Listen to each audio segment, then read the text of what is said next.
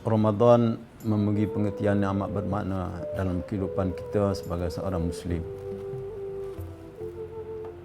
Sekurang-kurangnya Ramadan ini mendidik kita dalam beberapa amalan-amalan yang menjadi teras dalam hubungan kita dengan Allah Subhanahu wa taala, juga dalam hubungan kita dengan manusia yang lain. Dalam arti kata hablum minallah, hablum minan nas. Di dalam Ramadan ada yang disebut sebagai as-siyam, syahrus siyam, bulan puasa, yang memberikan satu keadaan yang membentuk tahap ketaatan yang tinggi dalam hubungan kita dengan Allah Subhanahu wa taala. Kita mematuhi perintah Allah yang tidak membenarkan kita melakukan amalan-amalan yang biasa, yang pada ketika-ketika yang lain kita boleh laksanakannya, malah juga menjadi ibadah. Tetapi bila datang Ramadan, kita diwajibkan berpuasa, kita meninggalkan, kita diarahkan meninggalkan, dan kita meninggalkan perkara tersebut,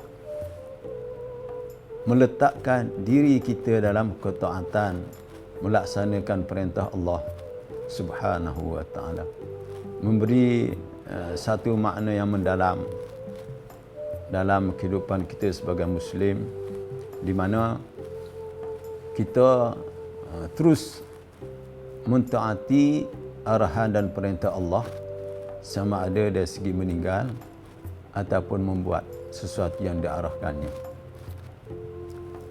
Ramadan juga disebut sebagai Syahrul Quran, sesuai dengan Allah Subhanahu wa taala sebutkan kepada kita, Syahrul Ramadan alladzi unzila fihi al-Quran hudan lin-nas wa bayyinatin minal huda wal furqan. Di bulan Ramadan ini Allah Subhanahu wa taala turunkan Al-Quran, dan alhamdulillah datangnya Ramadan memberi semangat yang lain kepada kita. Pada bulan-bulan yang lain kita juga melalui sehari semalam 24 jam, tapi kita rasa seolah-olah kita tidak cukup masa untuk berinteraksi dengan Al-Quran. Tetapi bila datangnya Ramadan, kita seolah-olah hanya mempunyai satu sinergi baru yang melonjakkan kemampuan dan keupayaan kita untuk banyak berinteraksi dengan Al-Quran. Inilah yang berlaku, ada di kalangan kita yang dapat menghabiskan bacaan Quran sehari semalam 1 juzuk, yang tidak dapat dilaksanakan pada bulan-bulan yang lain. Itu kehebatan yang ada di bulan Ramadan ini. Juga untuk kita sentiasa meletakkan Al-Quran itu di atas daripada segala-galanya. Kerana itulah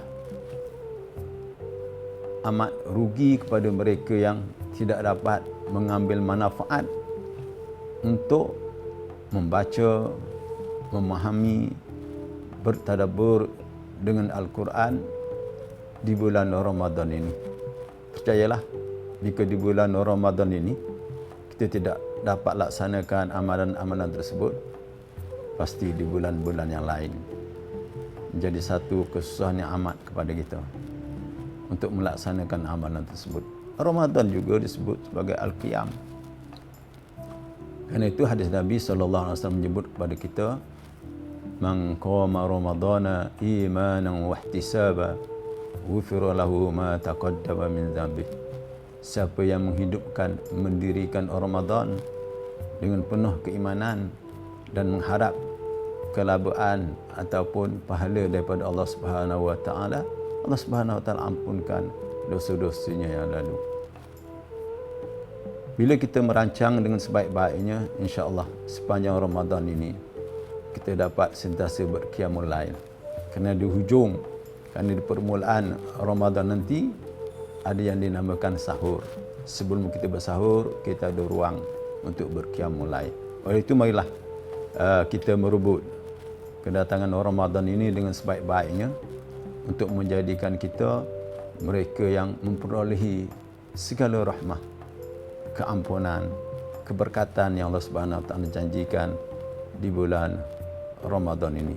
Moga-moga kita dapat memahami sebenarnya apa erti Ramadan dalam kehidupan kita sebagai Muslim dan kita dapat memperolehi manfaatnya insya-Allah.